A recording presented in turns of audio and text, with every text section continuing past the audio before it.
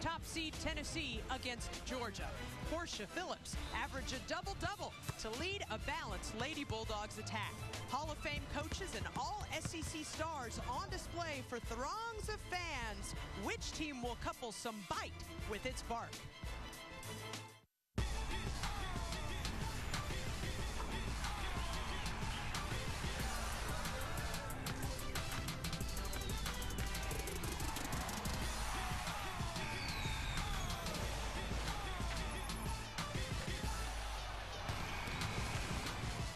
You're watching the SEC on ESPN. Our coverage of the SEC Women's Basketball Tournament semifinals, part of Championship Week, presented by Dick's Sporting Goods. The first of a pair of semifinals in the afternoon pits 4-seed Georgia's Lady Bulldogs against the top-seeded Lady Vols of Tennessee. The Lady Vols ran the table in the conference this season, 16th time they've won the regular season championship. We shall see if they can win a 14th tournament championship. In our second semifinal of the afternoon, it's 2-seed Kentucky taking on 3-seed Vanderbilt. She won a national championship with Purdue back in 1999. With Carolyn Peck, I'm Kara Capuano. The Lady Vols undefeated in conference play in the regular season. This is the team with the bullseye on its back. Well, Tennessee's playing very well right now. They're one of the top defensive teams and gotten back to Pat Summitt-style basketball. And recently, toward the end of the season, they did it against the Lady Dogs. They only were able to score 44 points. Georgia's going to have to find a way to have some offensive production. Which stars are we watching today, Carolyn? Meredith Mitchell is the first for the Lady Bulldogs.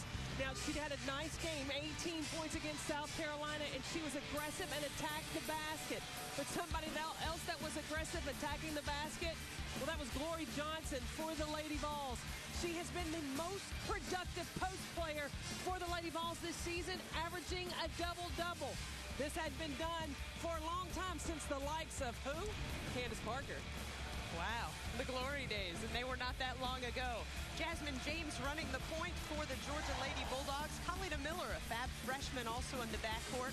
Mitchell and Portia Phillips, the lone upperclassmen, seeing significant playing time for Georgia.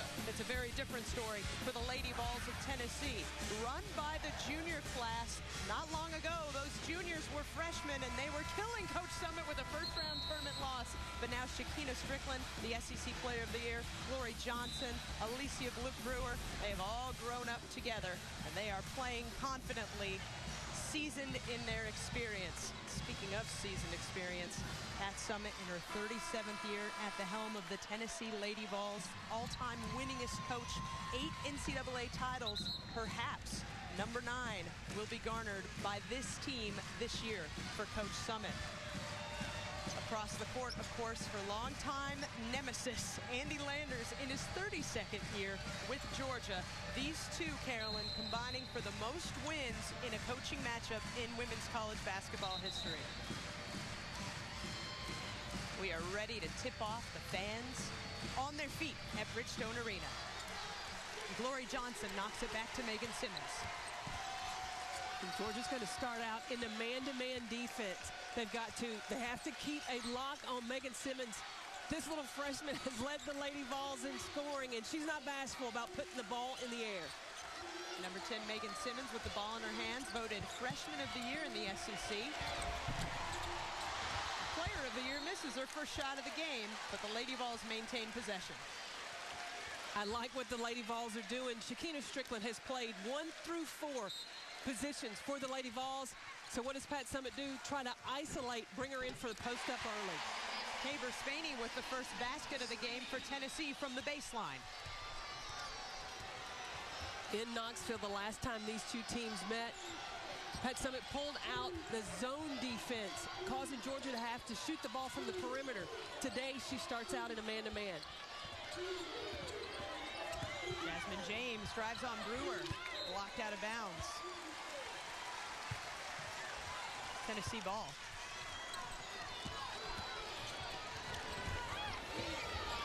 Spaney, just like that, launches a shot.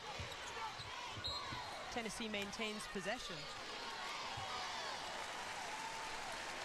That's a good shot for Tabor Spaney. Andy Landers talked about transition defense. So when you're playing Tennessee, you can't just run back and think you're back in transition. You've got to run back and turn around. You've got to check up. Make sure that you have the person you're responsible for defending. Miller has Phillips on the wing. Georgia will set up its half-court offense.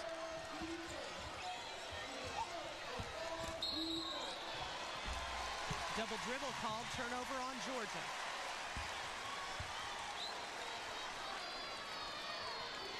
Coach Landers must have said it 6 times when he chatted with us this morning. Get back and get checked up. Get back and get checked up. Well, that must have been the message as well to the squad.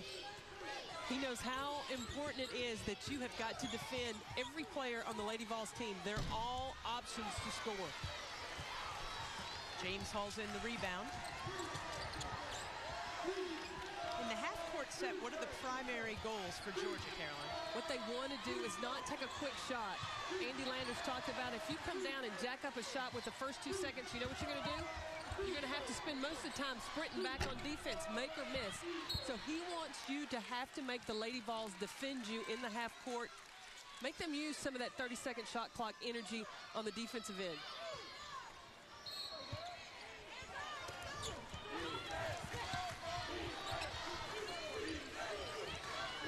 Now Tennessee has gone to a 2-3 zone. They want to keep Georgia off balance. Armstrong comes up with it, gets another offensive rebound. Miller for 3.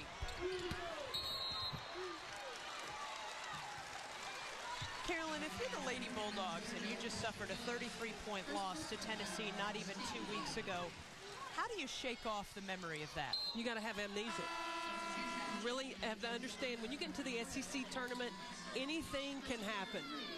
You can't drag that past in because all that's going to do is be another defender on the court mentally for you. You've got to think back. I'm sure Coach Landers watched some film of opportunities when Georgia has scored offensively and get back to that team. Ball knocked away by Miller. She still has it. Rebound Spaney. Shot for Simmons in transition. She has such a quick release. She had a quick release in Knoxville when these two teams met. 2 quick threes early. The officials are going to go check to see if that was a 2 or a 3.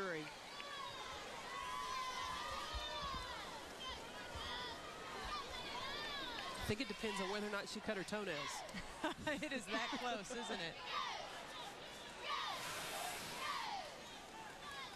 You be the judge, Coach Peck.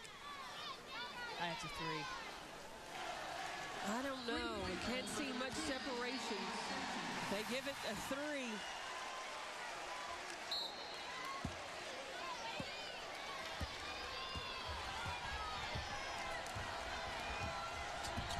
Tennessee with a quick 5-0 lead over Georgia.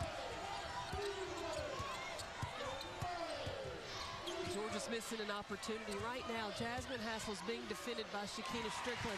That's a huge mismatch, as strong as Hassel has been playing down low on the block. Second turnover for the Lady Bulldogs.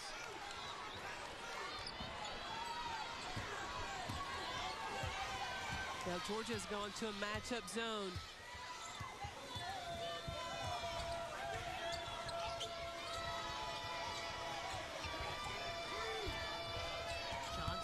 Creating space against Hassel. Lori Johnson with a career-high 25 in the quarterfinals victory against Florida. She is playing with a newfound confidence in this her junior season. She has spent a lot of time with Dean Lockwood. Sought him out to do extra work in the gym instead of the coach having to chase her down. She said a lot of times what they work on the gym are situations that are going to happen in games, not just post moves, but situations so that when those times present themselves in games, it's easy. It just becomes second nature. As you watch her positioning, getting good position on Portia Phillips down low. Another second chance opportunity, and Andy Landers wants a timeout.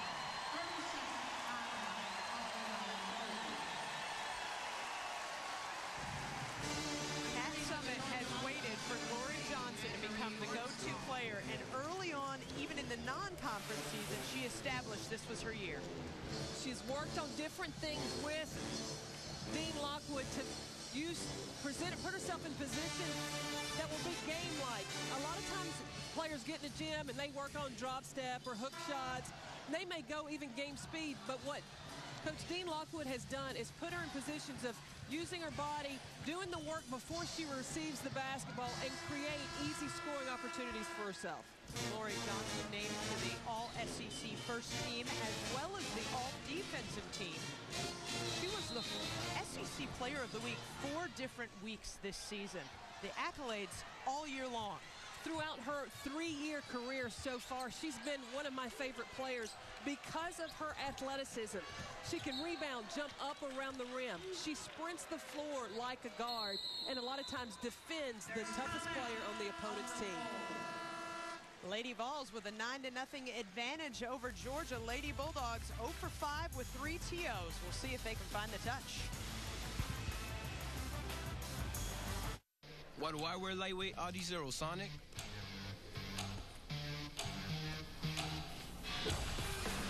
I wear them because I want to be faster. I wear Audi Zero because I want to stay one step ahead. I wear Audi Zero because beating my personal best isn't just for me, it's for the team. Get light, get fast. The super lightweight Audi Zero Sonic, exclusively at Dick's Sporting Goods. Every season starts at Dick's. Who put that on your car? How did that get there? You guys calm down. Like a good neighbor, State Farm is there. That's your agent. Hey, Sarah. Oh. Oh, I'm next. Like a good neighbor, State Farm is there with a giant stuffed panda bear. That's what you're going with? No, with Bob Barker. And a new car. Yes! Oh. State Farm agents are there when you need them. We're thinking seafood. Who's got the best seafood tonight? We're around $10. You got the hook. No place else can touch Golden Corral Seafood Lovers Paradise. It's all part of our endless dinner buffet, still for around $10. Only at Golden Corral. You have 3 credit scores, and just one bad score can ruin everything. Get all 3 scores now at freescore.com. Free score! Freescore.com. The Big East Tournament first round live from Madison Square Garden. Tuesday at 7 and 9 on ESPNU, the home court of championship week. ESPNU's exclusive presentation of college basketball is presented by Dick's Sporting Goods. Every season starts at Dick's. And in part by State Farm. Like a good neighbor, State Farm is there. Go to State Farm Nation on Facebook today. Welcome back to Bridgestone Arena in Nashville, Tennessee. Of course, Lady Vols are from Knoxville, Tennessee, but they travel well, and plenty of fans here watching this 9-0 early advantage. What a banner year for the University of Tennessee. Ran the table in conference, 16-0 in conference play, and a ton of SEC postseason awards, including Coach of the Year for Pat Summitt, Freshman of the Year for Megan Simmons, and a much-deserved Player of the Year for Shakina Strickland. Coach Peck, why am I not seeing Strickland's names more in the National Player of the Year lists? I believe it's because she plays so many different positions. A lot of times in those lists, they want you to pick a guard, a forward, a post. Well, Shakina Strickland, you can't limit her to just one position. She is a point forward. Last season, she played at the point guard. She's played the 1, the 2, the 3, and the 4 for the Lady Vols. Lady Bulldogs still scoreless, 0 for 5 from the floor in the early going. Mitchell makes a move. Hassel with the offensive rebound. The whistle. Alicia Brewer charged with her first personal. Jasmine Hassel is the 3rd leading scorer on this Lady Bulldog team. Coming off the bench, a lot of coaches do that because you want to have some points to go to. I say start with your best starting 5, and Hassel has already come in and made her presence felt in the paint. Hassel gets the first point on the board for Georgia. When I was at the National Rental Car place picking up my car yesterday, the lady behind the counter said, "Aren't you that ESPN lady?" And I said, "Well, yeah, I work for ESPN." She said, "My cousin is Jasmine Hassel, and we will be all up in that piece this weekend, all the family." So she's got a lot of family here in Nashville. Jasmine Hassel out of Wilson Central High School in Lebanon, Tennessee. Did I pronounce that right, Coach Pat? Lebanon is correct. Okay, could have been Lebanon, because you know, Lebanon. You never know, but Lebanon it is. First we've seen from Kelly Kane, the 6'6" post player for Tennessee. It will be Georgia ball off of the hustling Tabor Spaney. This Lady Vol team is so versatile. You look right now, Glory Johnson at the top of the press. That's huge. Your smallest person is Megan Simmons on the right-hand wing. Georgia keeps it off Shakina Strickland. Well, they talk about the length of the Lady Vols D. How daunting to see Glory Johnson with her 75-foot wingspan right at midcourt. In the game yesterday with the Florida Gators, though, the little guards were able to get to the basket at will against the length of the Lady Vols.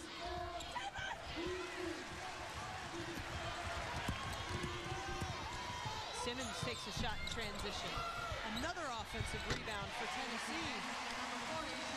Second chance opportunities have been the hallmark of the Lady Vols' success. One of the keys Andy Landers told us about was you got to rebound even. You can't come close rebounding with Tennessee. You've got to rebound at least even or better to give yourself an opportunity to pull off a win.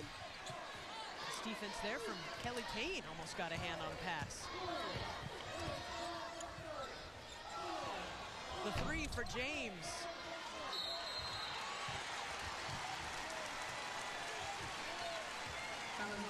Anne-Marie Armstrong charged with the foul on the rebound. Georgia's shots, which were so confident in the dominating 66 win against South Carolina, look hesitant. Right now, Georgia looks as if they don't know whether they're supposed to get the ball inside or take the outside shot. If you're unsure, go with the attack to the basket. Simmons with the jumper. Tennessee is 6 of 13 from the floor. Georgia 0 for 9. Megan Simmons can have a tendency to sometimes in tight games play too fast. Her dad was here for the first game. She was going 120 miles an hour yesterday. Had to take her out to let her calm down. She looks as though she's caught her rhythm this time. Foul on the floor called on Meredith Mitchell. Third team foul for Georgia.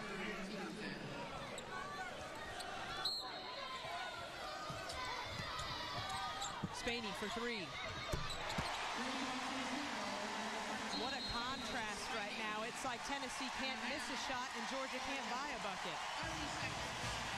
Second timeout already called by Coach Landers.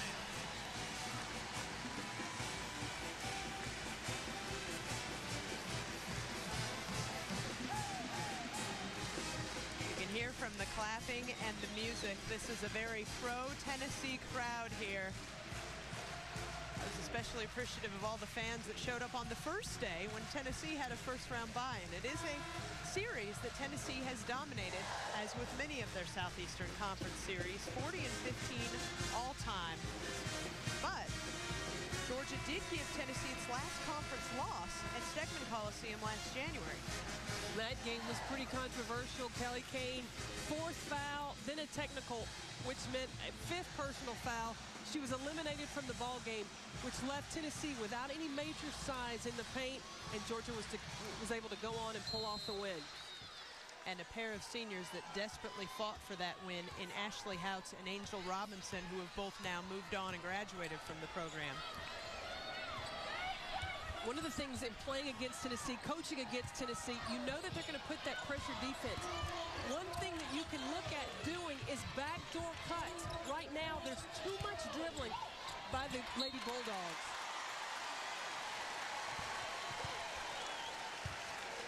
Kelly Kane with the block on Hassel. If you pull Tennessee away from the basket, you're going to clear out lanes for backdoor cuts or penetrating opportunities. Right now, it's too clogged. Shot clock at 6. Mitchell ended up kind of passing it back to herself. Fourth turnover for Georgia.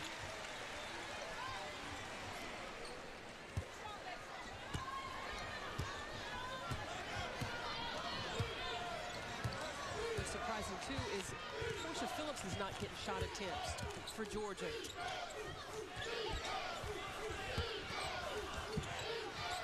The shot for Simmons, long. Kane with the rebound. 5th offensive rebound already for Tennessee. Johnson. Phillips hauls in the board. Portia Phillips with a team-leading 15 rebounds in the quarterfinals win against South Carolina last night. Portia Phillips still not able to get a touch. I think a lot of that has to do with being defended by Glory Johnson. Another turnover for Georgia, their 5th.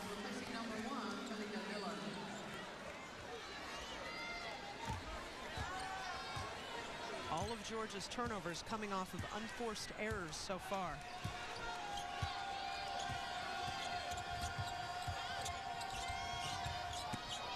Johnson drops it down to Kane.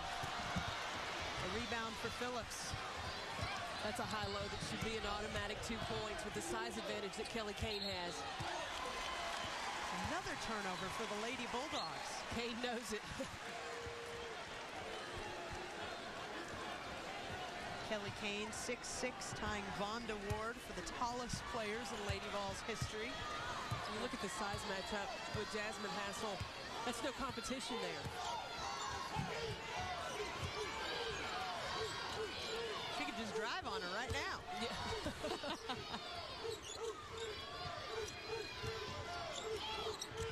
Lady Vols exhibiting patience.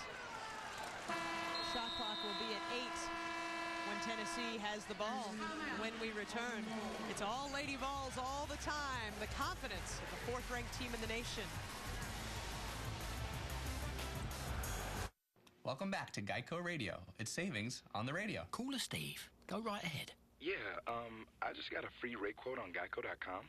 Saved a ton, and it only took me 5 minutes and 12 seconds. I was wondering, is that some sort of record? That's a good question. Let's have a look. Not quite. Someone's got you beat by 8 seconds. Still, I mean, that's quite fast. Well, what if I told you I only use one hand? Geico. 15 minutes could save you 15% or more on car insurance. Why do we go through so much hassle for our morning coffee? We wait for it, make it, fuss with it, carry it around. There has to be a faster and easier way to get your morning wake up. There is. 5-Hour Energy. It's the morning wake up you don't have to make, wait for, or hassle with. And it really works. Just open it up and knock it back. That was fast and easy. 5-Hour Energy, the no-wait, no-hassle way to a great morning. The semifinals of the SEC Women's Tournament, part of our Championship Week coverage presented by Dick's Sporting Goods. Tennessee with a 16-2 advantage over Georgia here in the first half. The Lady Vols have been doing something to disrupt these Lady Bulldogs, Carolyn. Andy Lander said, we want to take the shots we want, not the shots that Tennessee allows us to have. Georgia's had offensive woes from missed shots or ill-advised shots or ill-advised passes, turning the ball over, and they have not been able to get any momentum going offensively. You've known Andy Landers a long time. Take us inside this huddle, and what is he telling this team right now? Down 14. Errors. First thing, unnecessary.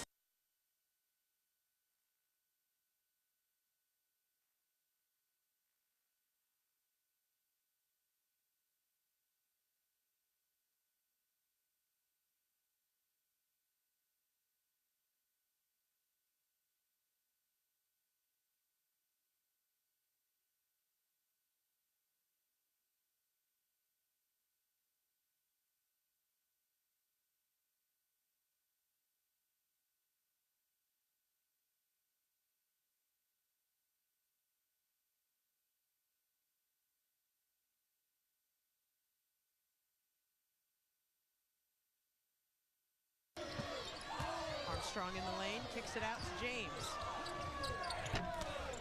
Shot clock at 6. Floater is short. It was a comfortable victory, 66-34. Georgia pretty much led the whole game against South Carolina. Are they tired today? You can't be tired during the SEC tournament. You can't use that as an excuse. Why show up? You know you're not going to win a championship in one game.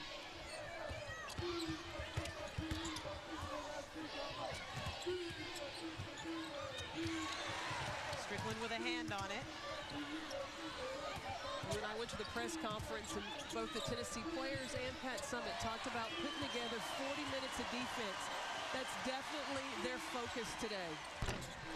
Alida Miller from the top. Maybe that will be what melts the ice for Georgia. At least take the lid off the rim.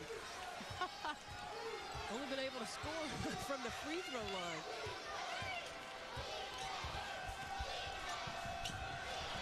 Meredith Mitchell with the steal, still keeping it alive. She'll head to the line, but she couldn't finish the basket. And Coach Landers told us today he's never seen a team struggle with missed layups, the high percentage shots. That's been the heartbreaker when they have struggled in games. When they lost those last 3 games in the regular season, it was from missed layups. That's a matter of focus and finish.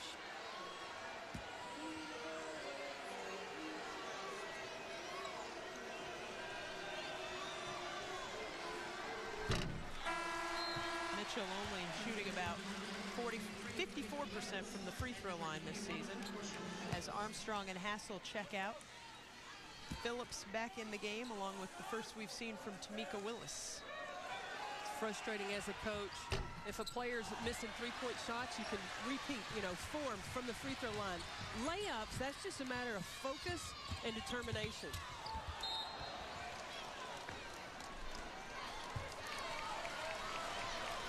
The Lady Vols turnover gives Georgia another opportunity to cut into that double-digit advantage. Now Tennessee in a 2-2-1 3-quarter court press.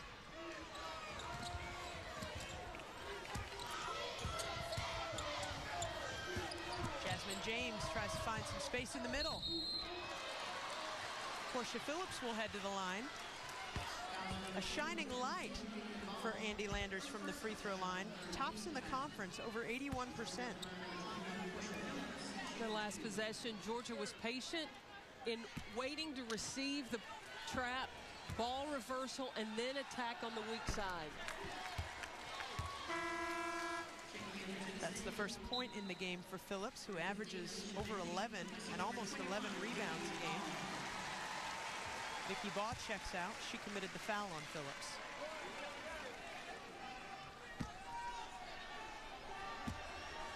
Portia Phillips trying to become the first Lady Bulldog to average a double-double since the great Katrina McClain.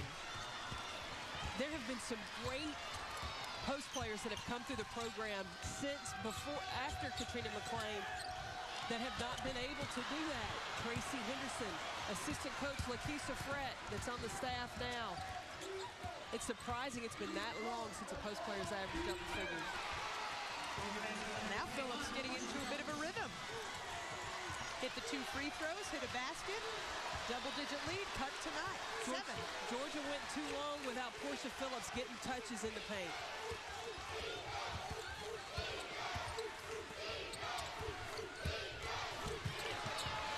Turnover by Tennessee, their third in the last 5 minutes. You've got Phillips, Strickland trying to defend Phillips. Got to deliver that pass. Is that a bounce pass signal? Yes, I was signaling a bounce pass signal there, yes. It's exactly what Alida Miller needed to do. The art of the bounce pass is lost, Coach Peck. Spaney in and out on the 3. Lady Vols have been a bit cold in the last 5 minutes. Over their last 9 shots, a 6-minute, 10-second drought now for Tennessee has allowed the Lady Bulldogs to climb back into this one slowly but surely. 16-9, Tennessee's advantage. We are in the Music City. Live music playing all the time.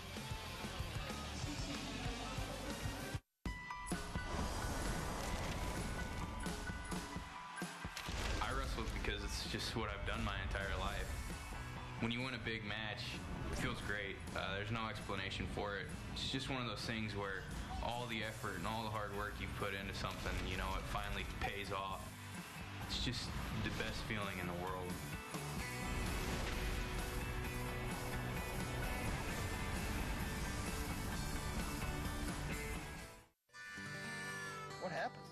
I'm not sure. Guess we better call our insurance agents. Good idea. Hey, Dan. It's Charlie. English. No, 3. With agents in more Tennessee communities, Operator. good advice is just a phone call away. 3. No, I said 3. I said 3. Hey, fella. If you could just give me your info, I got to bail. Hey. Yeah. Farm Bureau Insurance. You don't have to be a farmer. Look familiar? Breaking your back, wasting time searching for lost treasure between the front seats and center console? Let me introduce you to the Console Catcher. The easy, foolproof way to catch items that fall between the front seat and center console of your vehicle. Here's how it works. It's easy to install, looks and works great in any vehicle, made in the USA from durable 100% recycled material. Stop this. Order your Console Catcher today for only $5.99. You can call toll-free at 1-800-305-4133 or go to the Console Catcher website. Order today. Welcome back. Tennessee with a 16-9 advantage over Georgia. First of the 2 SEC Women's Tournament semifinals from Bridgestone Arena. Championship week continues on ESPNU Sunday with 2 quarterfinals games from the Big East Women's Championship presented by American Eagle Outfitters. It's going to be Rutgers against Marquette at noon Eastern, followed by Connecticut taking on Georgetown at 2 Eastern. Championship week presented by Dick's Sporting Goods on ESPNU Sunday. 10 possible teams to the NCAA tournament from the Big East. Is it true, Carolyn Peck? Rutgers has played their way in. They have finished strong down the stretch of the regular season. St. John's is right now playing for their life.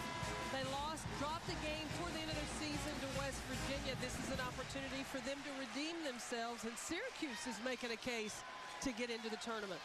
Meantime, 5 SEC teams projected to make the field of 64 by our bracketologist, Charlie Cream, the expert in women's hoops.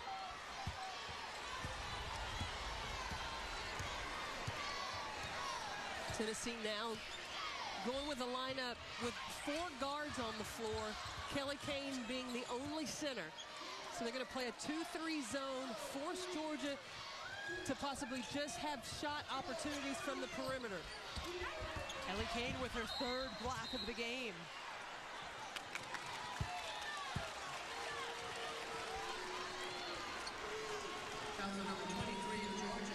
And the foul is called on Tamika Willis, her first personal. Tennessee's last basket was a Tabor Spaney 3-pointer at the 13:50 mark to take that 16-2 lead. Still pulled are the Lady Vols. Portia Phillips wants it so badly. Begging for it inside. Even if Kelly Kane has a size advantage, you can give the ball to Portia Phillips because she can use her quickness against Kane. And possibly get Kane into foul trouble.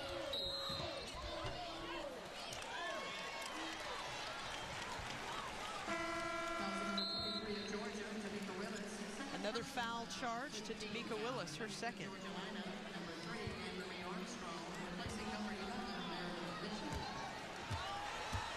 Jasmine Hassel getting ready to check back in for the Lady Bulldogs. That's the sharpshooting Angie Bjorklund will melt the ice on the Lady Vols' cold spell. Gets her rebound. Feel like Nostradamus. That snaps a drought that lasted almost 8 minutes. That will upset a coach. When you play decent defense, you contested the shot, but you allow the shooter to get her own rebound. The rebound to Spaney.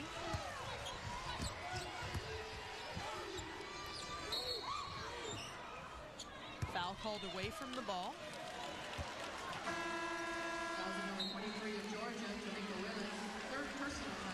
Another foul called against Tamika Willis in a 2 or 3 minute period. She all but sat herself for the rest of the first half, maybe part of the second.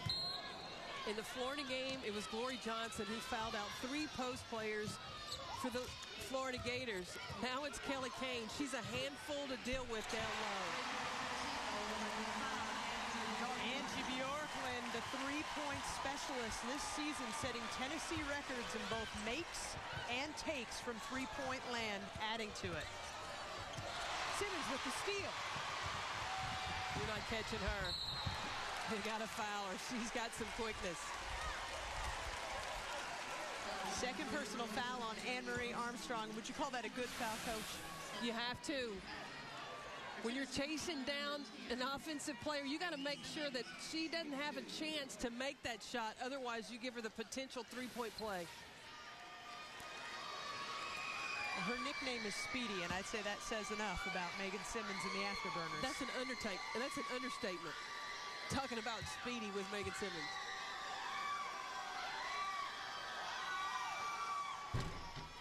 Simmons hits the first. I tell you what I like about Megan Simmons is she brings that fight and that fire that you're used to seeing from Lady Vol players. A period of time has passed where at times the Lady Vols look kind of nonchalant. Megan Simmons steps on the floor with a hunger and a fire to play every second that she's on the floor. She kind of reminds me of my coworker, Kara Lawson, in the studio. She's got that kind of fire. I was just about to ask you, which Lady Vol does she remind you most of? Oh, Kara Good Lawson. Call. Yeah, she's got that kind of fight. Pass inside to Hassel. Jasmine Hassel should be seeing extended minutes with Tamika Willis out with 3 personal fouls at this point. Anne-Marie Armstrong also seated with 2 fouls. Hassel is the 3rd leading scorer, and she can produce some points in the paint. She does a nice job of preparing early to receive the basketball, puts herself in a position that would lead right to a score. That was a great pass from Simmons, a shot she would have taken in December. Pat Summitt talks about how Megan Simmons has got to learn to distribute the basketball, and that's been a learning process.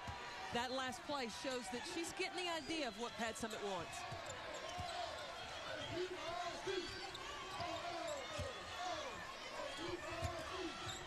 Mitchell. That is her shot. That is the Meredith Mitchell trademark jumper. That's the way she played last night. We hadn't seen it. It took her down to the 4-minute mark to get that kind of attack mode back. Kane running through the key.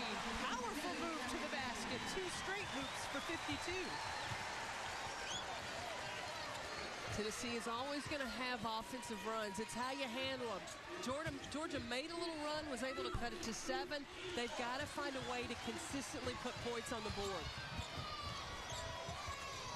Tamika Williams, first we've seen from the lefty.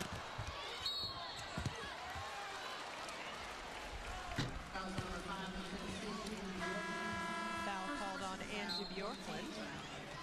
Tennessee has quickly doubled up Georgia once again, 26-13.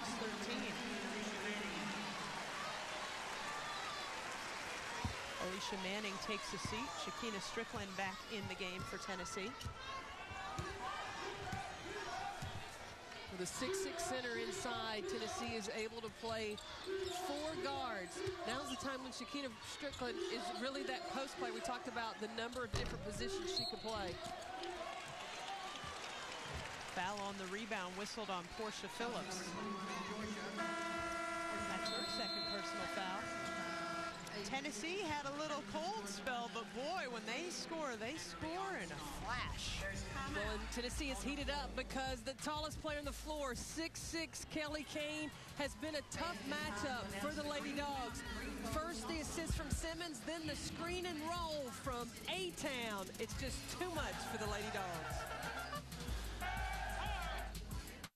Championship week continues on ESPNU. Another championship trophy set to go in the case up at Stores. The 16-time champs are on the hunt for another Big East crown. UConn in control. Will anyone be able to shock the Huskies and keep their dreams of a spot in the finals and an automatic tourney bid alive? The Big East women's semifinals at 6 and 8:30. Monday on ESPNU, the home court of championship week, presented by Dick's Sporting Goods. Hey, would you mind if I asked Sheila out? Of course not. We broke up 6 months ago. But I don't think she'd go for a guy like... She said she'd love to. She can't wait to see me. She's wanted me to ask her out for over a year now. She just sent me a video. Hi, Steve. Can I see that? Yeah. Can't wait for a date. In the network, sparks fly faster. AT&T is getting faster with 4G. Rethink possible. I'm a satellite dish The only reason you got me was for football.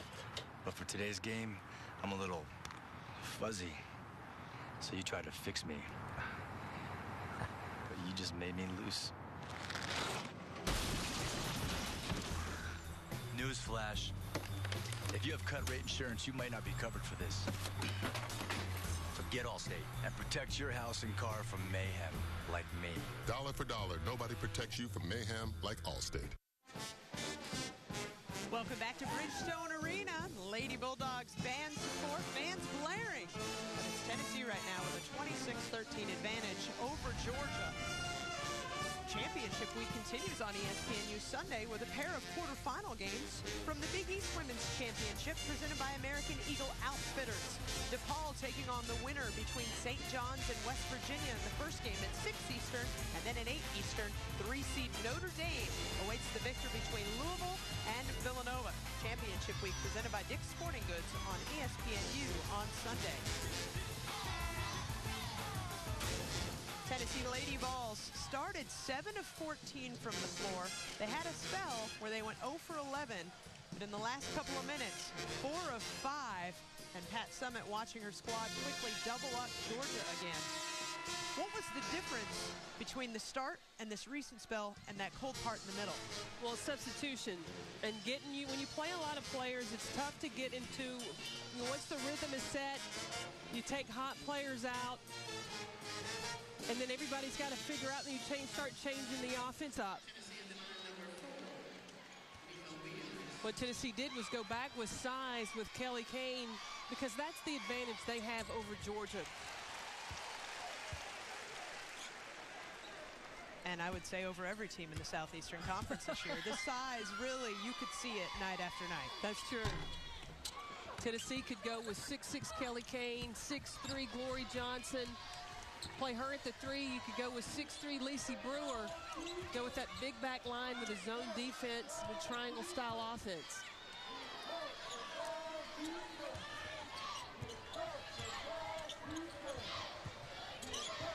Shot clock at 10 now for the Lady Bulldogs.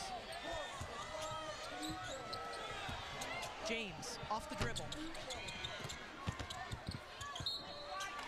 Tennessee ball. James was another player that was very productive offensively against South Carolina. 14 points. She's not able to get it going offensively right now.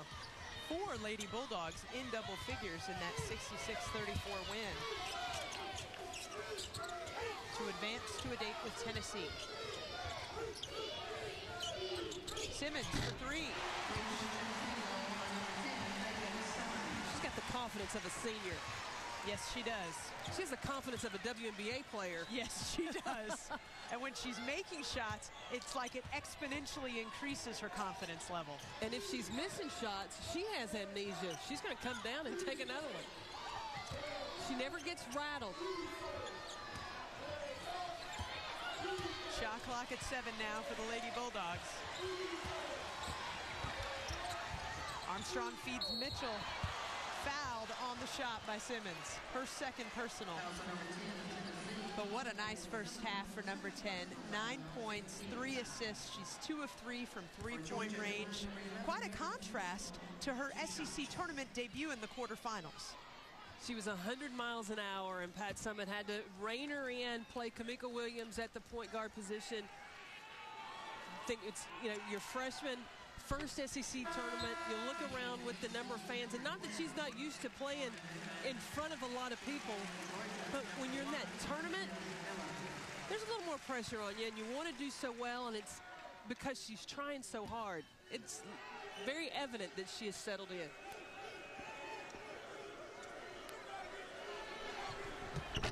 Mitchell makes both of her free throws, 4 points in the game.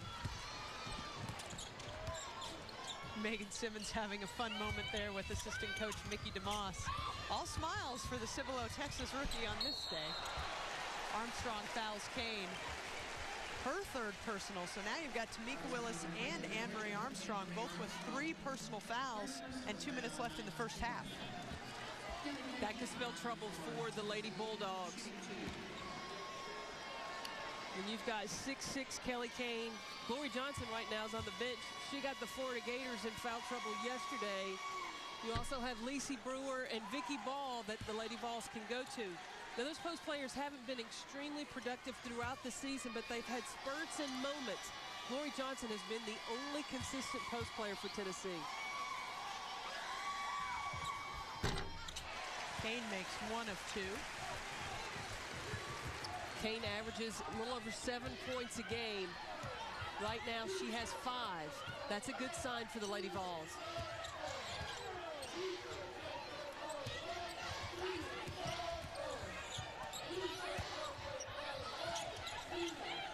Jasmine Hassel calling for it, trying to work on Kane. Great idea. She needed to use glass there. Miller with the steal. No numbers, though. It's like everywhere you look, there's just white jerseys. I couldn't imagine playing against the size. They loom. It's like a swarm. Yesterday, they were not pleased with the defense that they played against Florida. You can tell that that is an area of focus tonight.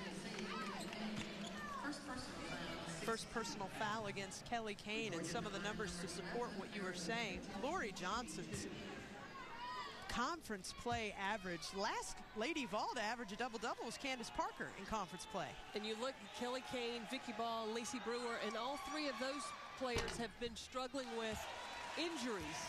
So they've been in and out, not been able to put a consistent season together. Glory Johnson's the only player that's really been healthy enough to play throughout the whole year.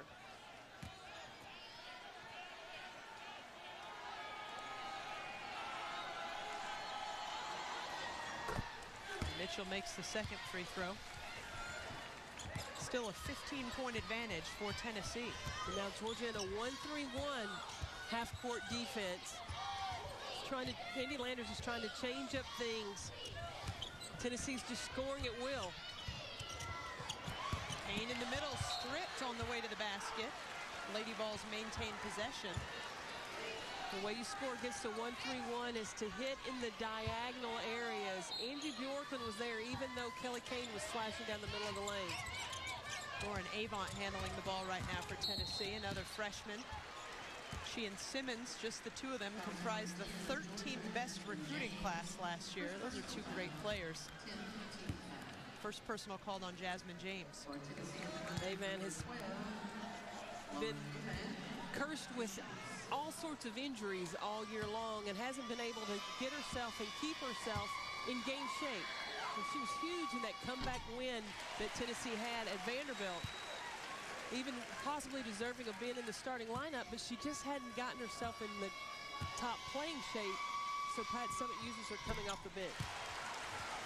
Avant hits both of her shots. 10 team fouls now for Georgia, so the Lady Vols will be shooting for the rest of the first half.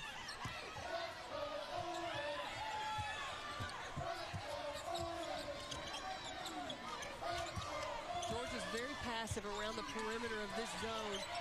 Against the zone, you need to make 2 people guard 1, and that will open up someone. Meredith Mitchell with 7 now in the game after a quiet start.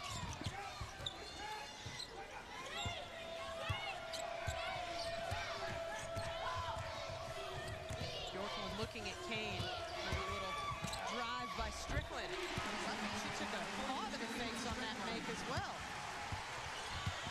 What I'm impressed with right now with Tennessee is the presence of Kelly Kane. Even though she didn't score the basket, she attracts so much attention. That allowed Shakina Strickland to drive to the basket.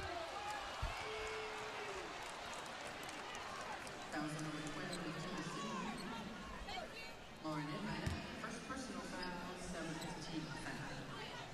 For Georgia, line number 3, Anne-Marie Armstrong, shooting 2.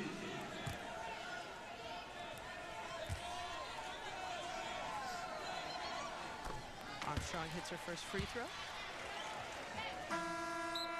We talk so much about the versatility of Shakina Strickland, but Anne-Marie Armstrong has been that player for Andy Landers. In conference play, she's had to play the 2 through the 5, depending on the personnel on the floor for Georgia. That's a tough position to be put in. Her 3-point shooting is inconsistent, and a lot of that has to do with when you're going from playing that 4 position and then playing out on the perimeter of when's a good shot, when's a bad shot. 30-second timeout. Coach Summit calls a timeout with about 16 seconds left in the first half.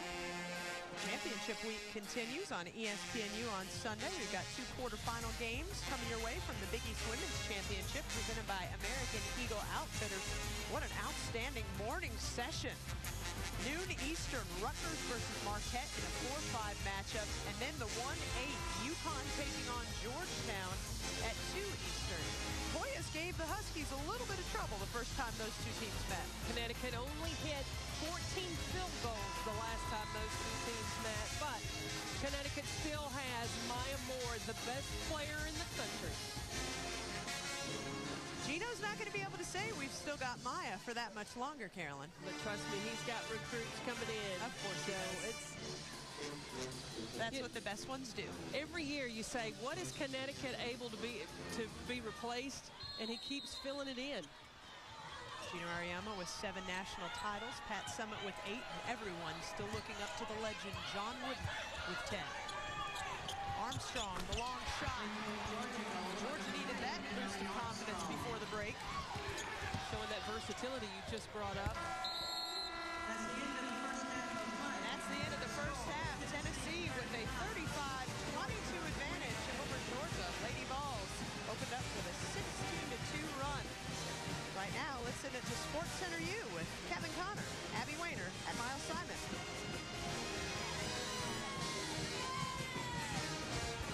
You're watching the SEC on ESPN. The Music City, Bridgestone Arena, right on Broadway, where all the live music happens. Championship week presented by Dick's Sporting Goods brings us the SEC Women's Basketball Tournament. In our first semifinal of 2 on the afternoon, Tennessee with a 35-22 advantage over Georgia as we get ready to start the second half. Carolyn Peck won a national championship with Purdue back in 1999. I'm Kara Capuano, and in this first half, the Lady Vols, when they were hot, they were unstoppable for this Georgia team. Well, they were unstoppable because they got Georgia's bigs in foul trouble. That allowed Tennessee to play with 1 center on the floor and 4 guards. That makes them quick and very versatile. Yeah, but their guards are so much bigger than everybody else's guards. That's got to help them as well. Let's go inside the play on that. Well, especially with Shakina Strickland. When you watch, Kelly Kane is at the top right now. Lauren Avant goes off the screen, and when Kelly Kane rotates down into the paint, you watch right now. 2 Georgia defenders have rotated to her. That leaves Jasmine Hassel to have to rotate on Strickland. That's a guard. Strickland goes right past her and is able to finish the layup. Tennessee's largest lead of the first half was 17. Georgia never led. As we look at the first half stats, what was the message from Andy Landers to the Lady Bulldogs? You have to score some points. That's the area where Georgia has struggled when they've not been able to win ball games. You cannot go with droughts. They went 0 for 14 for the first 9 minutes and 55 seconds. Got to manufacture points. Now, if you're not making shots, what do? Attack the basket. At least make the officials make the call. Get yourself to the free throw line. But just sitting there taking jumpers that Tennessee gives you instead of the shots that you want is not good offense. Andy Landers said the 3 keys were going to be transition defense, rebound even with Tennessee, take the shots that they want. They need some of them to fall as well to get back into this game. Georgia is +1 rebounding-wise, so Andy Landers can check that off. But they haven't done a good job of taking the shots that they want until right now. That's a great start by Jasmine Hassel. Foul charge to Alicia Brewer, her second personal. Sends Hassel to the line for the 3-point play. We mentioned in the first half, Hassel, a local kid, Lebanon, Tennessee, from Wilson Central. Her mom, Gail, will be at this game. Then she's going to little sister Aisha's state high school game tonight. 7 o'clock start for that one. Big day of hoops for the Hassel family. And her mom was an outstanding player at Belmont University, just on the other side of town.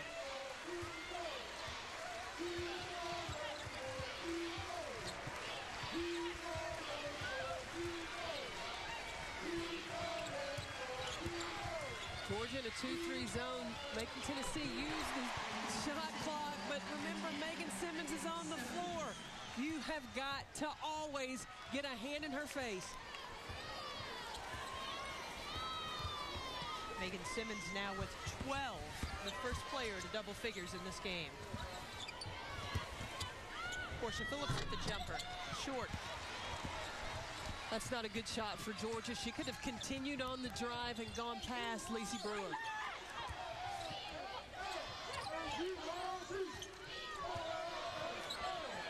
Johnson battling Hassel for position. It quickly got physical, and Hassel whistled for the foul. Just her first personal. Amazing, considering the size disadvantage that Jasmine Hassel has been at in the game. You watch, Glory Johnson and Hassel are already in a tussle down low.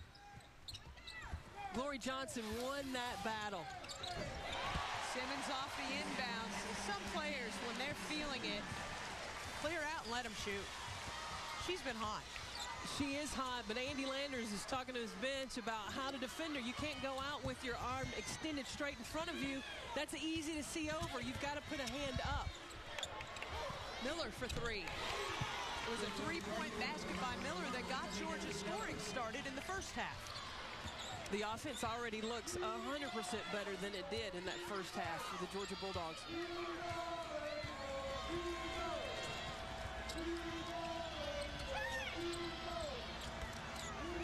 Phillips standing strong against Johnson. Pass gets knocked out. Does Portia Phillips have a possible pro career ahead for her? Absolutely. There have been pro scouts that have been here to watch her. She's got a great WNBA body, and the other thing she has is energy. Her motor runs. That's very attractive to WNBA scouts. Tabor Spaney will head to the free throw line for the traditional three-point play. Second foul quickly charged to Jasmine Hassel.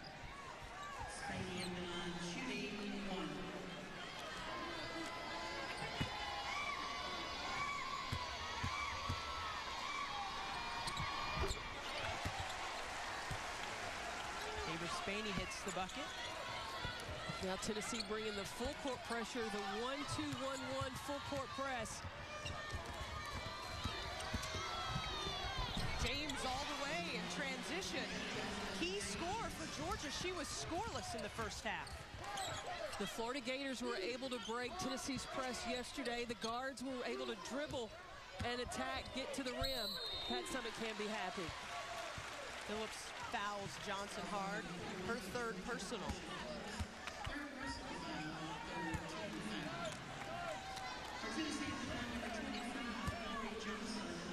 Glory Johnson, after posting a career high in the quarterfinals against Florida, limited to just 2 in the first half. Part of that, she wasn't out on the floor that much, just played 12 minutes. Kelly Kane checks back in, and she did have a strong first half in the post. That's why Glory Johnson was on the bench. Kelly Kane had a very productive first half, and Pat rewarded her with minutes.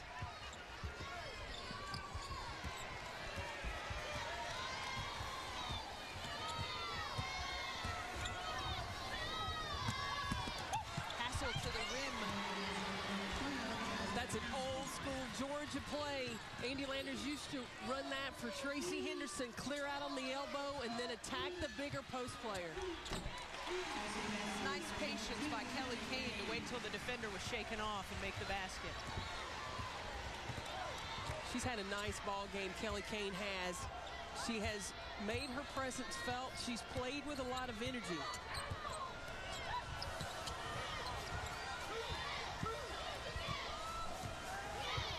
Kane, 7 points, couple rebounds, 3 blocks in this game. James again to the basket, shot altered.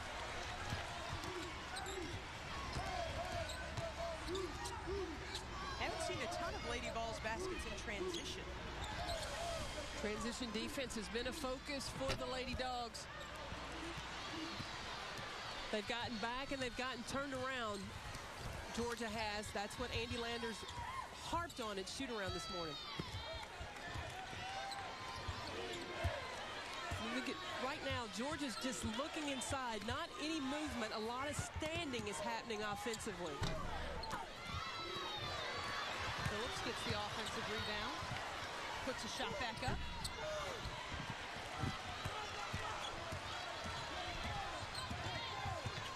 Simmons to Spaney for three.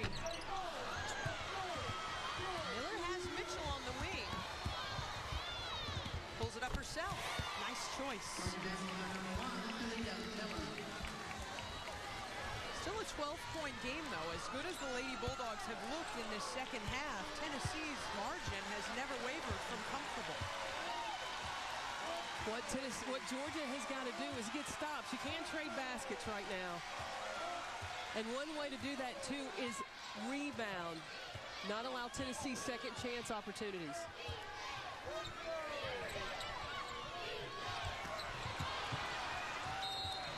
That was Meredith Mitchell at her finest, ranging and almost knocks it away. Still a 12-point game. Tennessee advantage with 15 left in the second half. The Big East Women's Semifinals, Monday on ESPNU. Hi, I'm Reese Davis. The journey has begun for the Capital One Cup. At the end of the school year, one men's and one women's Division I athletics program will win this coveted award given to the school with the best on-field performance in NCAA Division I championships. Each winning school will receive $200,000 to fund student-athlete graduate-level scholarships. Follow your school and check the standings at CapitalOneCup.com. Phone bill, always a hot button issue in this house. But recently, I found a cool new technology that totally replaces our phone company and could save us hundreds of dollars a year. This is Ooma, the new internet phone service that lets you make local and long-distance calls anywhere in the U.S. for free. Free. There's no hidden charges. We just pay for standard taxes and fees. And with Ooma, we get voicemail, call waiting, caller ID for free, and we get 911 service. Now, you and your family can start saving hundreds of dollars per year with Ooma. It's simple. Just purchase the Ooma Tello device, connect it to your high-speed internet, then to your existing home phone. Now, U.S. local and long-distance calls are free, and international calls are just pennies per minute. And experience sound quality at its best with Ooma's Pure Voice technology, which no other phone company offers. You did good, honey. The Ooma Tello is available at these fine retailers or visit Ooma.com. That's OOMA.com. Welcome back. Championship Week presented by Dick's Sporting Goods brings you the first of two semifinals of the SEC Women's Tournament. Tennessee with a 12-point advantage, and part of this lead today due to the play of freshman Megan Simmons. She's certainly not the first Lady Vol to storm onto the scene in Knoxville, Coach Peck. Well, there have been some great freshmen that have come to Tennessee and made an immediate impact. They have Shamiqua Holzclaw, who now is playing in the WNBA for the San Antonio Silver Stars. And then Tamika Catchings, one of my favorite players because of how hard she plays. And superstar Candace Parker, yeah, she's in the WNBA too. She plays for the LA Sparks. So Tennessee has had their share of superstar freshmen, and there's one that has come into this conference and on this team and does not lack for any confidence. Not only the SEC Freshman of the Year, but on those watch lists for the National Player of the Year. Obviously a nice nod to her, but with the senior class that we have in women's hoops, maybe a future possibility on the horizon for her.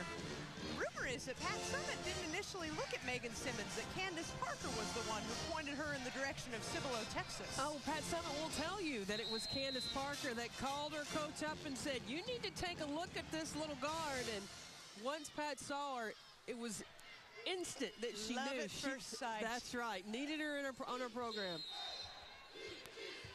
Simmons inbounds the ball with 6 seconds on the shot clock. Kelly Kane gets the shot up off the mark, though. The Glory Johnson trademark shot of the season. Offensive putback. She's had a remarkable turnaround in her junior season. She has sought out Dean Lockwood to get into the gym. I think a lot of that has to do with graduating in 3 years. She's got a lot of free time on her hands. College is a lot of free time. Well, after you get your classes out of the way. Exactly. More time for the gym. Lori went up strong, got her own rebound. Not much that all of the foul-troubled Lady Bulldogs could do.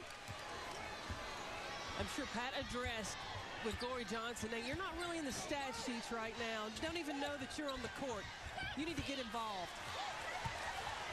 Portia Phillips out there with 3 personals.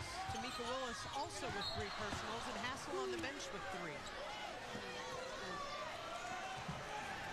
All Pat Summitt can do is shake her head. It's an unforced turnover. Look, she turns around to her sports information director, Debbie Jennings. I'm sure she's commenting on those turnovers.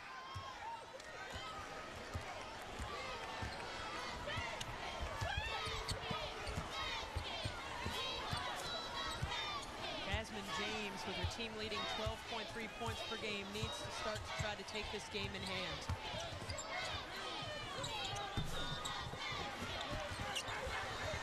That was a no-pass offense. And it looks like we have an injury on the floor. Kelly Kane hunched over.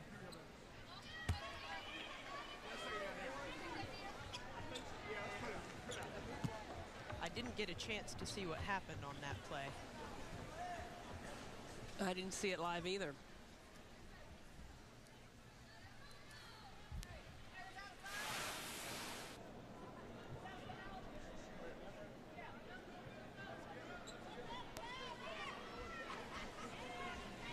I think Meredith Mitchell, as she turned around, inadvertently caught her in the neck, her arm. Jenny Moshak, the longtime team trainer for Tennessee, out to look at Kelly Kane. Maybe a better look here. Oh, she just got her with the flick of the hand across the chin there. That can sting. Kane will check out. Vicky Baugh back in for Tennessee.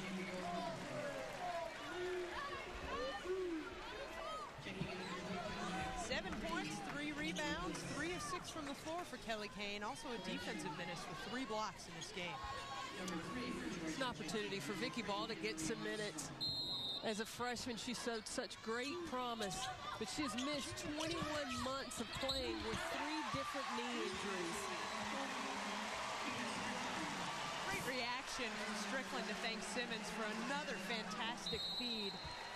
Foul called against Meredith Mitchell, her second personal, and Coach Landers wants to talk about it. Georgia, 30-second timeout. Georgia, this will be extended to a full timeout. There's a timeout on the floor, and we'll be right back. Tennessee with a 52-34 advantage in the second half. Here we go. Here we go. Here we go. Here we go. Here we go. Here we go. Here we go. Here we go. Here we go. Here we go. Gentlemen, here we go. Here we go. It's the sure sign of a good time. It's just right taste of Bud Light. Here we go. Here we go. Celebrate the Green Bay Packers' 4th Super Bowl win with Sports Illustrated's exclusive championship package. You'll get this must-have NFL Films DVD, The Green Bay Packers Super Bowl 45 Champions. Plus, this limited edition hardcover book captures the amazing Packers with SI's famous writing and photography. Go to siorder.com or call now to get both free with a paid subscription. 56 issues for only $1.59 an issue. Save 65% off the cover price. Use your credit or debit card, and as a bonus, you'll get this officially licensed football honoring the champion Packers. Designed exclusively for SI, it features scores from the entire season and includes a display stand and certificate of authenticity. Don't miss out on this special offer. Go to siorder.com or call now to get the official DVD, the commemorative book, and the collectible football. Go online to siorder.com or call 800-621-6200 now. We welcome you back to Bridgestone Arena, where the second-seeded Kentucky Wildcats are getting off the bus and heading inside, getting ready for their semifinal matchup against 3-seed Vanderbilt to follow this game between Tennessee and Georgia. Defensive player Victoria Dunlap, Defensive Player of the Year, SEC Player of the Year last year as a junior, SEC Player of the Year this year is a junior, and she's helped Tennessee extend its lead to its largest in the game, 18 points Coach Summit and company.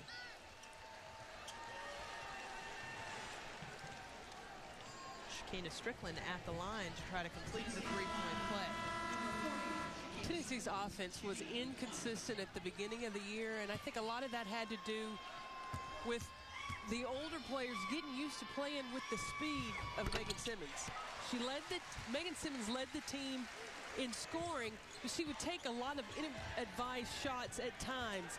And so the rest of the team had to learn, and she had to learn to play within the team and them to play with the style and speed that she does. I think it's clicking for the Lady Vols now.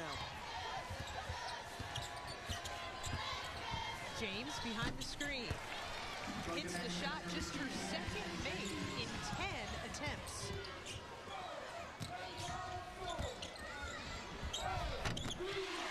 Ball uses the glass. She's so spurts of getting back to playing the way she did pre-injury. I talked to her in the locker room yesterday. She said it really depends on how the knee feels. Some days it feels really good and she has a lot of confidence. Sometimes she has some pain and she's got to deal with that.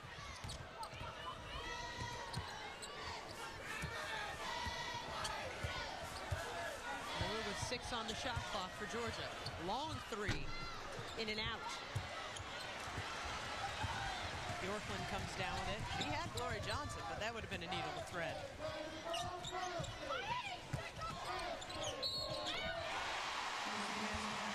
You know what? When Vicky Law looks good, she looks really good. Imagine had she not been hampered by the knee injuries for so long, she could be in the conversations of all the Tennessee greats. She's been out for almost 2 years until this season. She has a great touch around the basket. She's got guard skills, able to dribble the basketball, and tremendous speed running in transition. Three-point play for Ball. Tamika Willis has just head to the bench with her 4th personal foul. So the post players, particularly for the Lady Bulldogs, hampered by fouls right now. Armstrong fouled on the putback.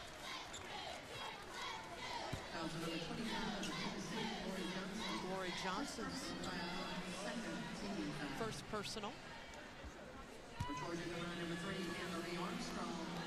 Georgia started the half. Offense looked a lot better than it did in the first half, with scoring opportunities and looking to attack. But like you pointed out, the foul trouble, and now Portia Phillips is having to be on the bench. She's their major go-to player in the post.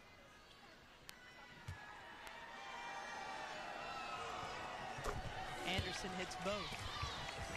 Seemed like yesterday Amanda Butler of Florida's propensity was just to let him play despite the foul trouble. At what point does Portia just come back into the game? Win or you're done. Well, you're exactly right. If you are finished, if you don't win this game, you don't play anymore in this tournament. Now, yes, they have postseason potential, but you got to leave it on the floor. Go ahead and take your chances. Good things could happen. Nice finish for Hassel. She's got 11. First Lady Bulldog in double digits.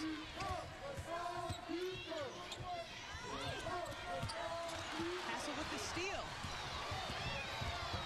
Wise decision by the post player. Instead of trying to make a play that you're not ready for, slow it down and get it back outside to your guards. You got a mismatch right now.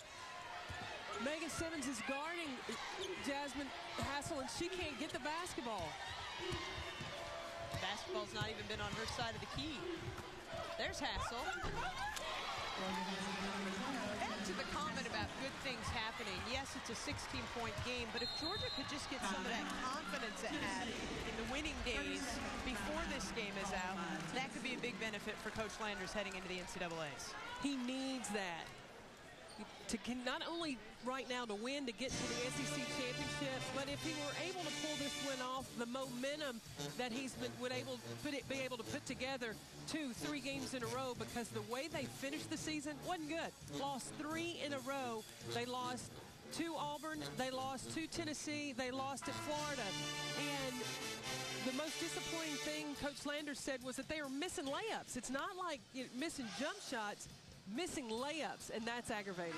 And a positive in this game, if you contrast it to the game in Knoxville just 2 weeks ago, we have not seen Georgia jack up threes unnecessarily. They've only taken 9 in the game compared to an undisciplined 34 in the game in Knoxville. He said that three is going to be there with 10 seconds left on the shot clock, so at least make Tennessee's defense work a little. Georgia has done that this game. They've been more productive offensively in Knoxville. They only scored 44 points. There's almost 11 minutes left, and they're already at 42.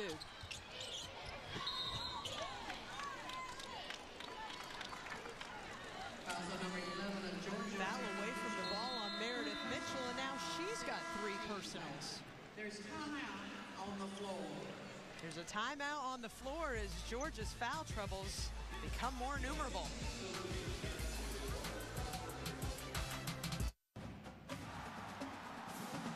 Bright lights. Big city. Where history meets the present. He slams it home. Oh, what a show he's putting on. Glory awaits only one. The Big East Tournament first round live from Madison Square Garden, Tuesday at 7 to 9 on ESPNU. The home court of championship week presented by Dick's Sporting Goods. There's a special team looking for top-notch recruits ready to accept a high-priority mission. Connecting people with Comcast to meet the growing demand for the best in entertainment, blazing fast internet, and phone without limits. Join us and make your career move. To apply today, go to Comcast.com or stop by your local Comcast office. You want a new car. You need a new car. Your dog needs a new car. But you'll have to choose one car out of thousands. So what do you really need? You need VHIX.com. Find a great car fast and get on with your life. VHIX.com. Find your ride. Welcome back to Nashville, where Tennessee has a 16-point advantage over Georgia. As usual, lots of balance in the Lady Vols scoring. And in this game, fair passing displays as well. One of the things Pat Summitt wanted from Megan Simmons is her to get better at distributing the basketball. 4 assists already. And it's not just passing outside the easy to the three-point shooter, but she's attacking and she's finding the post players. She's keeping her head up and delivering the basketball when her teammates make themselves available. That versatility will make Megan Simmons a great player at Tennessee. Actually, after the quarterfinal victory against Florida, Coach Summitt's opening comments, Megan is a great athlete, but she needs to continue to be a great skilled player. How have you seen her develop as the season has gone on? Tempo has been something that she has struggled with. Earlier in her freshman year, she only knew one speed, and that was super speed. She now is learning a change of pace, and her ability, like we just saw, to distribute the basketball and knowing when it's her time to shoot the ball and when it's not, and when she needs to be patient within the offense. That's been the most impressive development of the freshman.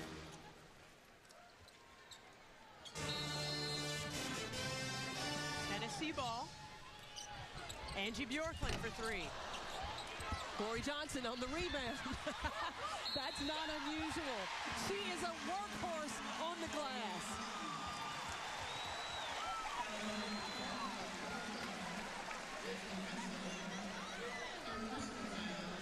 She's been so impressive since she arrived at Tennessee with her athleticism and her never say die when it comes to cleaning up the glass. She is relentless when it comes to rebounding. The local product out of the Webb School in Knoxville, Tennessee. Another offensive rebound for Tennessee. Johnson with 9 points and 7 rebounds in the game.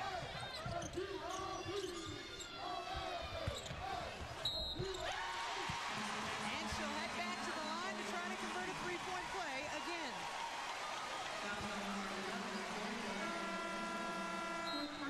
Fouls on Meredith Mitchell, now her 4th personal. Of course, Portia Phillips checks back into the game, along with Tamika Willis, who has 4.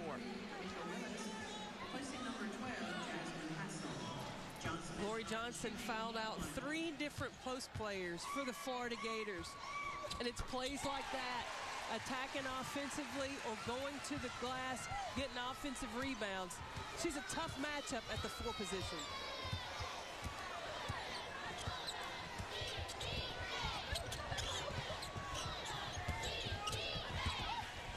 Miller with the jumper from the top. Lands in Simmons' hands.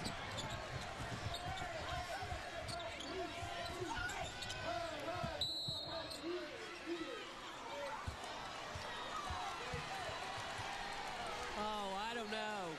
Called 3 seconds, but once the ball comes into the post player, I was always told the 3 seconds started over. She went right to go make a move. As a post player, I hated that call. Yeah, I was going to say, spoken like a former post player in the Southeastern Conference, nonetheless. Oh, Simmons fed Strickland just a little too long.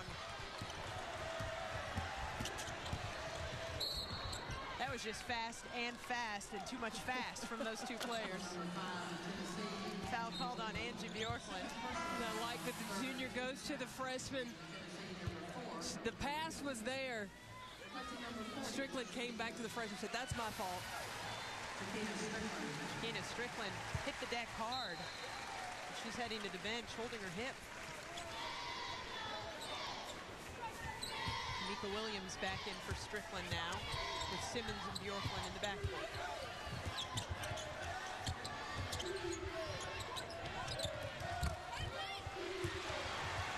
Turnover by the Lady Bulldogs. Simmons for 3.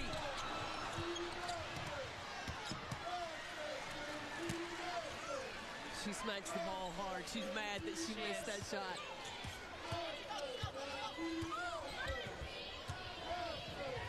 I believe she earned the right to take that shot with the way she's been distributing the basketball. And with the way she's been shooting in this game, it's not like she's thrown it up a ton. She's 5 of 11 from the floor. That's a good percentage, especially considering 6 of her shots have been 3s. Portia Phillips working hard for that basket.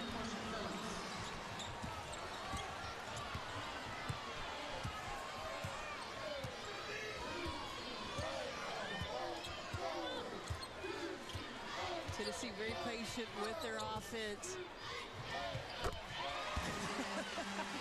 I guess that's patience. Patient enough. It went in. There you go. Spoken like a true coach. You go, no, yes. Georgia's standing. It's taken them too long to figure out what they want to do with the basketball offensively.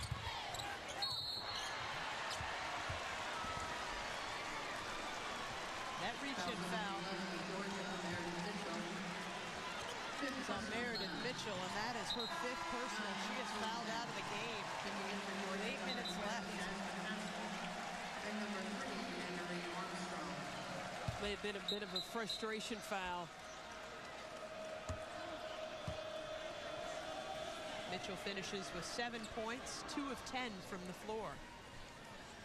Stark contrast to last night when she had a team-high 8-9 and was 8 of 9 from the field. For Tennessee, number 21,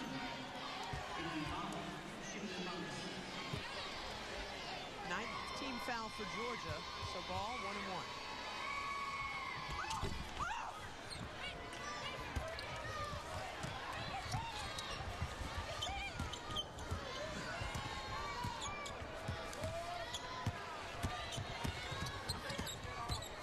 Georgia's got to create some offense a little sooner now into the shot clock. Taking too long to get any kind of look at the basket. Just like that, we're at 8 on the shot clock. Look at the defense by Glory Johnson. That's a post player defending on the perimeter.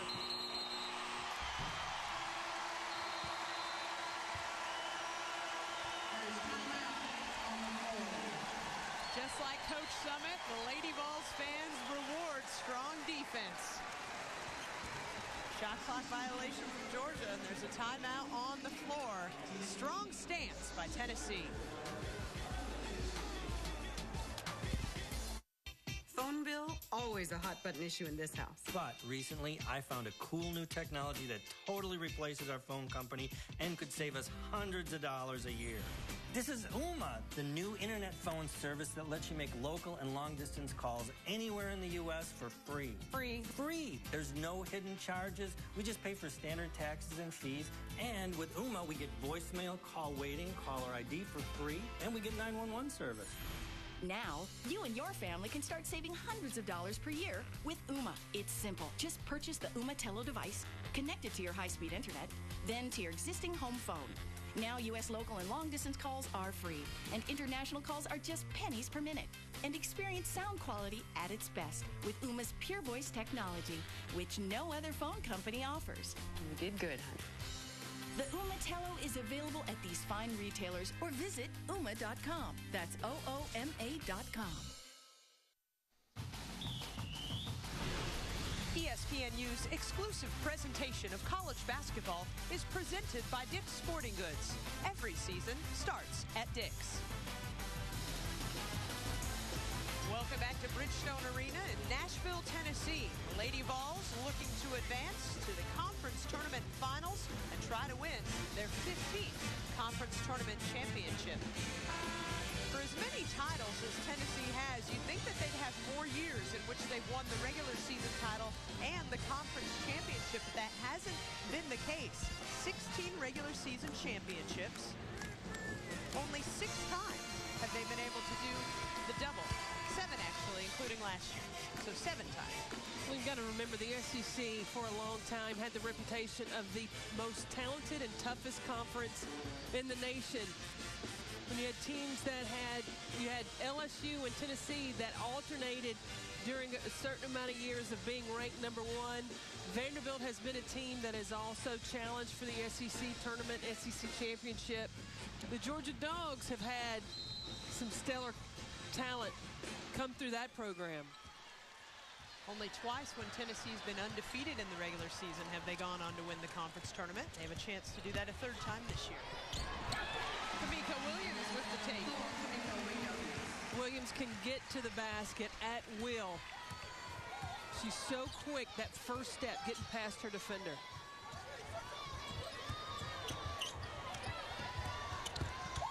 James gets her own rebound.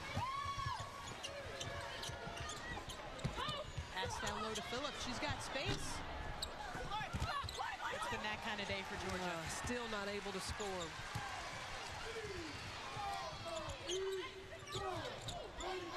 I say give it to Johnson.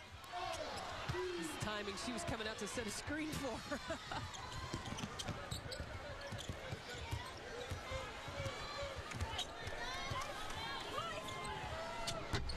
Georgia starters shooting just over 20%. Pass down low to Johnson. Now that's getting it to Glory.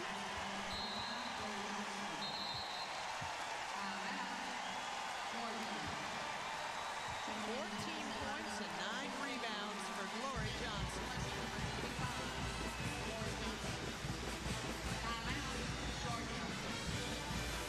Pat Summitt has to be pleased with her freshman. She has demonstrated over and over in this ball game that she can distribute the basketball. She recognizes and rewards Glory Johnson for running the floor.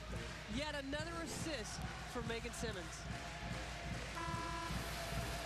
5 assists for Simmons in this game, complemented by a team-high 16 points. Her pal on that play, Glory Johnson, with 14 and 9.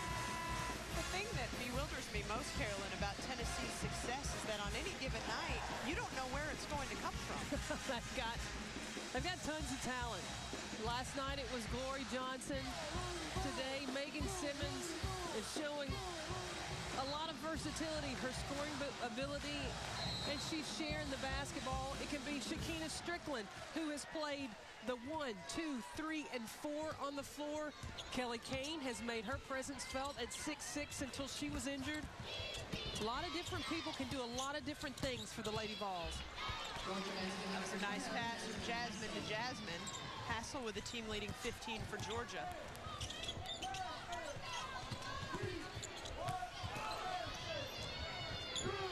Bjorklund with the long 2. And in your comments about who else can score, let us not overlook the senior Angie Bjorklund, forgotten a bit at the end of the regular season as she dealt with a foot injury. As she sat out, that allowed good experience for a lot of other players and not be so dependent on Angie Bjorklund's offense. Other people have shown they could contribute. Second personal foul on Vicky Ball since Hassel to the line for the three-point play. Ball checks out. Brewer checks in.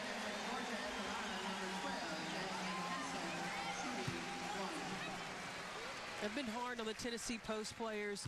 Glory Johnson's the only player averaging double-double. Kelly Kane gave good minutes. Vicky Ball came in. She had high energy. She looked to score in the paint. Now Lacey Brewer needs to show up in the stat sheet so that Tennessee can make me eat my words a little bit when it comes to their post game. How about a quick 10 for Angie Bjorklund? 3 players in double figures now for Tennessee. Tennessee should be a #1 seed in the NCAA tournament. If they are going to contend for a national championship, they've got to continue the balance scoring, dominate on the boards, and continue to play that Lady Ball sticky, stingy, and tenacious defense.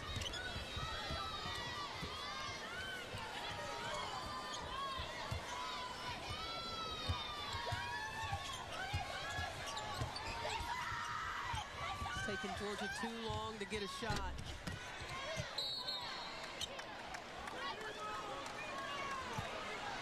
Foul on the floor on the rebound on Angie Bjorklund, her third. She quickly checks out as Tabor Spaney comes in. The senior star out of Spokane, Washington. Always dreamed of playing for Tennessee. She's got about 18 family members who actually came out for senior day last week and just stayed the whole week. Why not? They travel well, that whole Bjorklund family. And I've been to Spokane. It is nowhere near the Southeastern Conference. Takes you a few hours. And that's by plane. Couple connections. Simmons one-on-one on James in transition. She's just scorching today. Game high 18 to tie Hassel for Georgia. When she's in that zone, she's Iverson-like with that quick jumper, that quick release.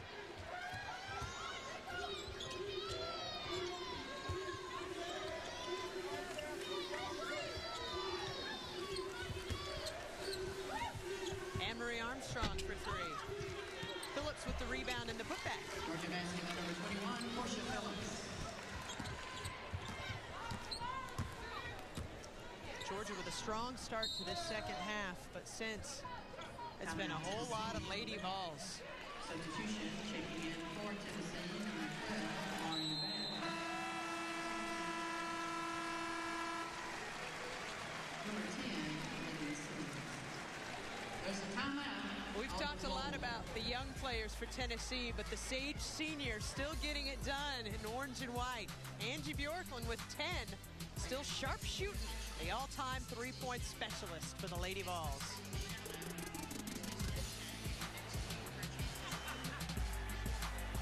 Snatching stuff Oh, what is going on in here? It's okay, relax. Watch this. Like a good neighbor, State Farm is there. Hey, Dave. Wow. Is that your agent? It's the jingle. Try it. No. Like a good neighbor. Just say it. State Farm is there. With a sandwich. Oh, yeah. And the girl from 4E? And can I get a hot tub? Nice. State Farm agents are there when you need them. I don't want to get up. I don't want to go to work. I hate mornings. Great, I have 20 minutes. No time for coffee. Hello, my friend. Can't get it together in the morning? Try 5-Hour Energy. It's simple, effective, and unlike coffee, it's ready right now. No waiting, no hassle. Let's do this. 5-Hour Energy, the no-wait, no-hassle way to a great morning. You have 3 credit scores, and just one bad score can ruin everything. Get all 3 scores now at freescore.com. Free score! Freescore.com! The lacrosse season is hitting its stride on ESPNU. Preseason All-American attackmen lead their teams as Billy Bitter and the Heels battle Jack McBride and Princeton. Elite Lacrosse, North Carolina-Princeton, Friday at 7 on ESPNU. The Big East Tournament First Round, Tuesday at 7 and 9 on ESPNU. Welcome back to Nashville, Tennessee, with a 25-point advantage over Georgia, right in the wheelhouse of winning their conference games all season long by 24 points per game. Championship week continues on ESPNU Sunday with a pair of quarterfinal games from the Big East Women's Championship presented by American Eagle Outfitters. Great early games. Rutgers versus Marquette at noon Eastern, and then Connecticut taking on Georgetown following that game right here on ESPNU Championship Week presented by Dick's Sporting Goods.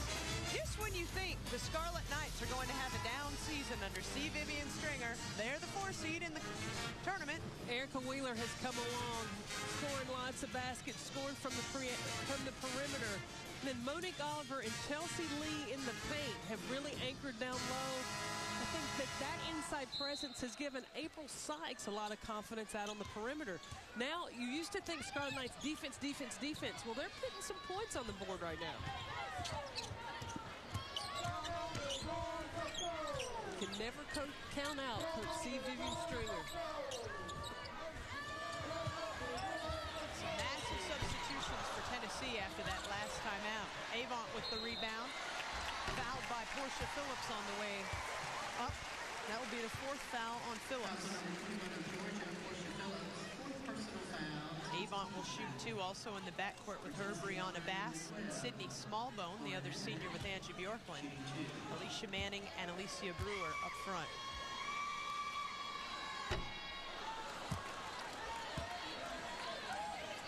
Yesterday, when Coach Summitt was disappointed with some of the defensive lacking in tenacity in the game against Florida, she talked about possibly shortening her rotation as the postseason moves forward. But in this game, we've seen such diverse production from up and down the lineup. I don't see that bench truncated. I think that's a challenge to a team to say that I may shorten the bench. Gives a hunger for playing time and wanting to contribute. Everybody's got to show their ability and accountability. You can't take a play off. It's really that challenge because with Pat Summitt, if you don't play defense, you're not going to make it on the floor. You compare the bench points in this game. Tennessee has 28, Georgia has 18, but all 18 have come from Jasmine Hassel, who was not in the starting lineup. I say you start the game with your guns loaded. You put your best offensive players on the floor. Some coaches like to have that pile of points to go to, but you're really starting in a deficit when you do that. Miller, 3. Phillips gets the rebound and puts it back. 10 and 11 now for Portia Phillips.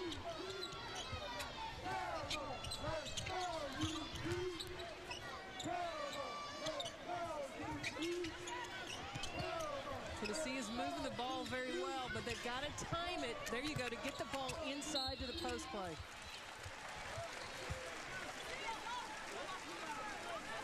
That'll be the first foul on Ebony Jones. Of course, we're looking forward to our second semifinal game this afternoon here in Nashville. Kentucky, the 2 seed, taking on 3 seed Vanderbilt. Tiffany Clark, post player for Vanderbilt, coming off a fantastic night, especially second half last night. She's going to have her hands full with the reigning, or the 2010 SEC Player of the Year, Victoria Dunlap for the Kentucky Wildcats. You want to talk about balance? Alicia Brewer with that point becomes the 10th Lady Vol to score in this game.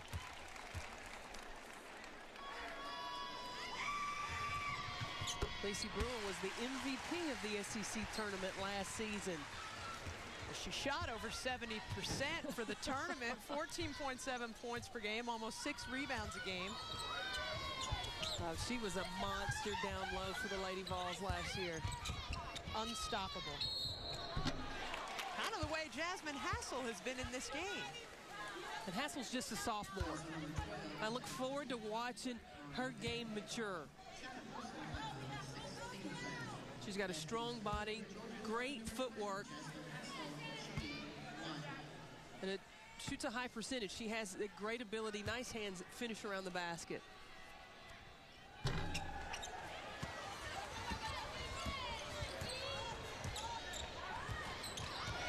You know what the bad part about being eliminated in the semifinals is? That's an added practice day with Andy Landers.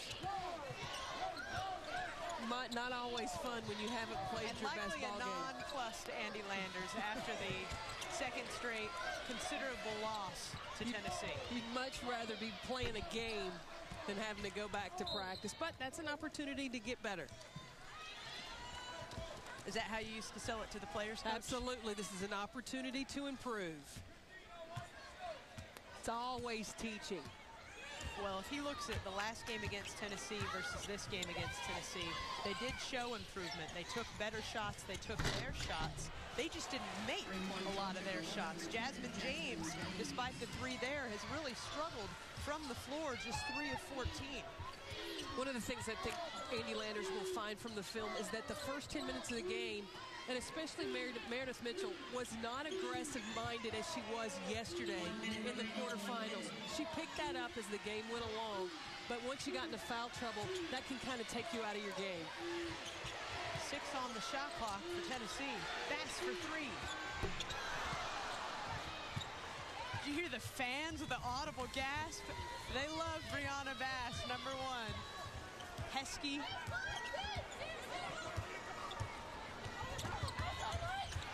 Speaking of pesky, Alicia Manning with the steal, looking to assist it to Bass.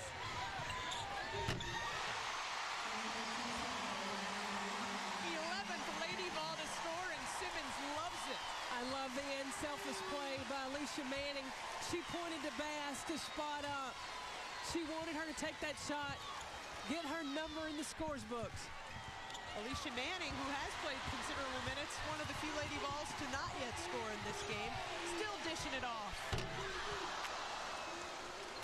Coach Summit told us yesterday, her team's chemistry this year, they just genuinely love each other. When one player isn't having a great game, they'll pick each other up. And in this game, incredible balance. Led by Megan Simmons, the freshman, 18 points, 5 assists. Tennessee advances to the SEC Basketball Championship and played out tomorrow afternoon. Tennessee opened the game on a 16-2 run and held Georgia to 33% from the field. Tennessee is getting its swagger, getting its stride in the postseason. Back to Tennessee style, getting to the SEC Finals as they continue their postseason play. Well, Smokey the Dog and all the Lady Vols fans will stay right here in Bridgestone Arena, as will we, to scout out who Tennessee will face in the SEC Tournament Final tomorrow. Once again, our final score, Tennessee 82, Georgia 58. For Carolyn Peck, I'm Kara Capuano. We will see you shortly for the second semifinal of the day between Kentucky and Vanderbilt. Coming up next, however, SportsCenter U. Let's go back to